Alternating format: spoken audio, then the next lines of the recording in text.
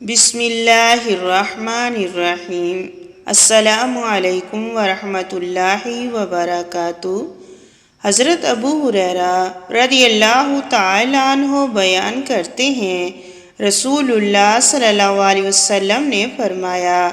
3 آدمیوں کی دعا ضرور قبول ہوتی ہے۔ روزہ دار جب وہ افطار کے وقت دعا کرتا ہے، عادل بادشاہ اور دعائے مظلوم، اللہ اس دعا کو بادلوں کے اوپر اٹھا لیتا ہے، اس کے لیے آسمان کے دروازے کھول دیے جاتے ہیں اور رب فرماتا ہے، میری عزت کی قسم میں ضرور تمہاری مدد کروں گا، خواہ کچھ دیر سے ہو۔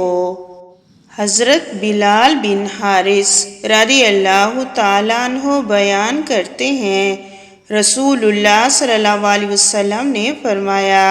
بے شک آدمی بھلائی کی بات کرتا ہے اور وہ اس کی قدر و منزلت سے آگاہ نہیں ہوتا، جس کے بدلے میں اللہ اس شخص کے لیے روز قیامت تک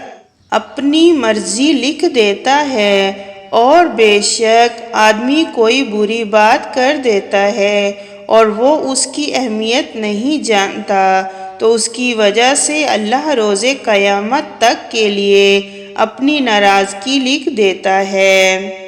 حضرت عقبہ بن عامر رضی اللہ تعالیٰ عنہ بیان کرتے ہیں، میں نے رسول اللہ صلی اللہ علیہ وسلم سے ملاقات کی اور میں نے عرض کیا، نجات کا باعث کیا چیز ہے؟ آپ صلی اللہ علیہ وسلم نے فرمایا، اپنی زبان پر قابو رکھ، تیرا گھر تیرے لیے کافی ہونا چاہیے، اور اپنی خطاؤں پر رویا کر۔